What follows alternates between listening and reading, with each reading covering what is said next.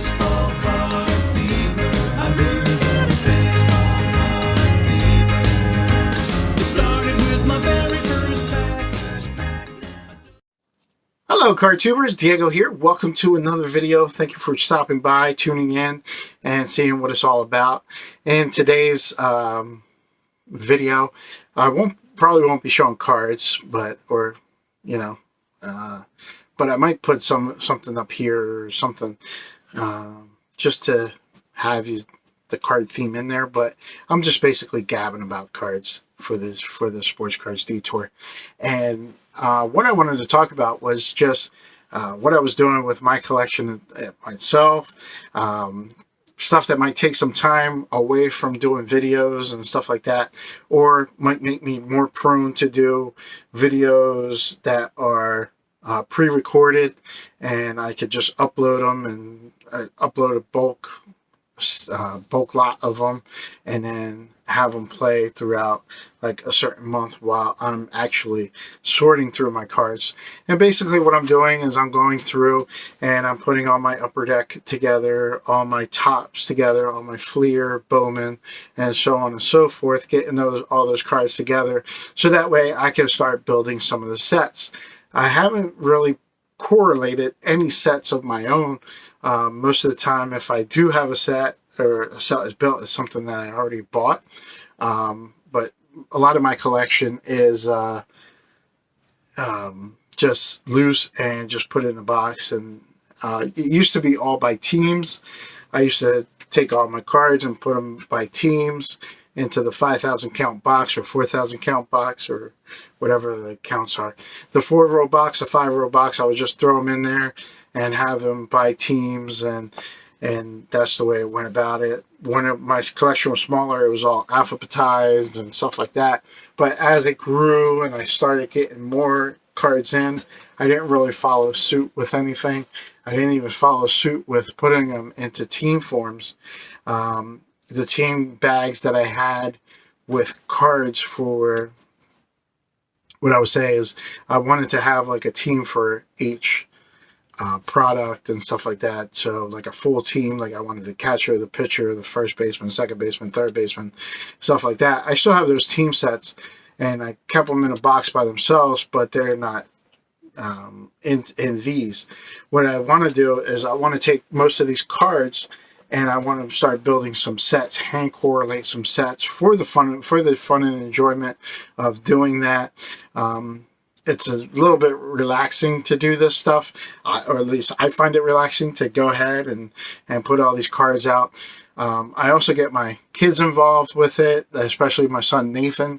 He has a good time, like helping me for a little while. I probably got 30 minutes where he's like really involved. He actually is getting like the hang of everything. He always tells me I like Don Russ, so he said, when you got Don Russ, tell me so I can help you. So we get all this, I get all this stuff together, and I'm having a good time with doing the sorting of the cards, but there's so many, I have so many cards that it takes a while.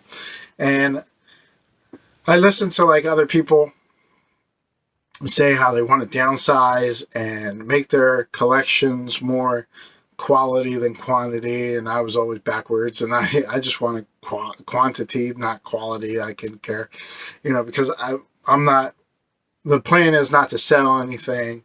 If my family wants to sell it, they can. Like I tell them, if they want to, they can sell all the cards for $1 each if they put the elbow grease into it. Like they can sell all the cards for 20 cents each as long as they put the elbow grease into it. It can make you money. Like, they're not all just worth pennies. You can actually make some money with it, but you just got to work hard for it. If you want the easy way out, then it's gonna be a bit cheaper. Like you're gonna have to sell it at a cheaper rate. That's the catch with it all. And for the most part, all my kids basically go, no, I'm not selling your cards, Dad. Like, that's you. Like, I'm like, well, somebody has to do something with them. So I figure I'm going to go ahead and start buying making some sets out of them, getting them a little bit more organized, having some fun with them. It's a good way for me to have fun with them. Like, I get to go through the numbers, relive some of the memories of some of these cards. I already do that, when I was separating them from brand. Like each brand I was going through and seeing some of the cards as I was going along, not really focused on if I had every single one, but just going through and seeing Upper Deck and Tops and how they changed over the years. Thought that was awesome. I actually created a binder for American League and National League that had like one card for each year of the Tops run. Like I had like the top for whatever card I had that was the oldest card. Let's say if it was a 1969, whatever,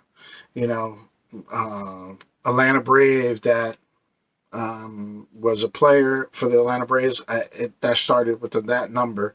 So it was 69. Maybe I had to skip a few, get to 1975, then 1976, 77, 78. And I saw how the timeline was going for each team for that collection. So those are things that I was doing to appreciate this time. But I really want to get in and start building some of the sets. Even if I have multiple sets of it, like I think that could be fun. Maybe that'll be a way that I can let go of some of these cards. I might, I'll put them as full, like, starter sets for somebody. And, I don't know, sell them at a cheap price or just give them away. I don't know. I haven't decided that far yet, or I might just take it to an auction house and say, here, just put it into auction and see what I can get for it, and not put all the elbow grease into it for selling. But that's all going to come. But the main objective for my collection right now is to get all my cards into some correlated sets. I don't have those fancy card sorters where I can like easily see the numbers and they're all angled at a great way. I'm gonna have to do it old school, where I gotta lay out all the numbers. But right now, my biggest challenge is the Tops cards, because there's so many of them.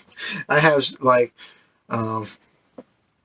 maybe like 7 boxes of just Tops cards that I have to go sort through, get them all in the year that they're supposed to be in. And then once I get them into the year, then I'm going to break it down even further. I already done that stage for Fleer and Donruss where I broke them down into years. But then I ended up getting some other cards, like finding some other cards here and there that I got to keep on shifting, having to shift everything around and do that. So I think it's a fun thing for me to do because I never correlated sets before. I think this will be a nice new adventure. So yeah, that's basically the talk that I wanted to tell you guys about. Basically what I'm going to be doing, why maybe some of my videos have been pre-recorded and stuff like that. You'll be knowing that I'm working in the background, building some sets. And maybe if I come up with an idea, maybe I can make that part of the content of this channel. So you guys can kind of take the journey with me. Maybe I'll show you sets that I've already built and hand correlated myself. Right now, I'm even trying to think if I want to put them in binders or not in binders. There was part of me that wanted to put them into the sleeves anyway of a binder, but not an actual book, just put them into boxes and have them laid stacked on each other with a couple like zip ties just to keep them together and pull them out, like when I need them. If I wanted to put them in a book, I could do that later. That was one of the thoughts for at least one of the sets. And then the other ones were just to put in boxes, which are becoming hard to find, And then I have to remember how big the boxes are supposed to be. Like, not every one comes in 800 count. Like, there's some sets that are like 500, 600, 300, 200. So, trying to find all those different size boxes might be a little tedious at this time. But it's going to be a fun adventure, right? Or at least that's what I got myself convinced as. Well, thank you for listening to me just gab about this whole thought process. And I appreciate you stopping by. Thank you. And if I did have any cards up there, I hope you enjoyed that little piece of video. If I didn't, then forget that I even pointed up there. Okay, guys. Until next time. Well, thanks a lot for looking and listening, folks. I enjoyed being with you. So long, everybody.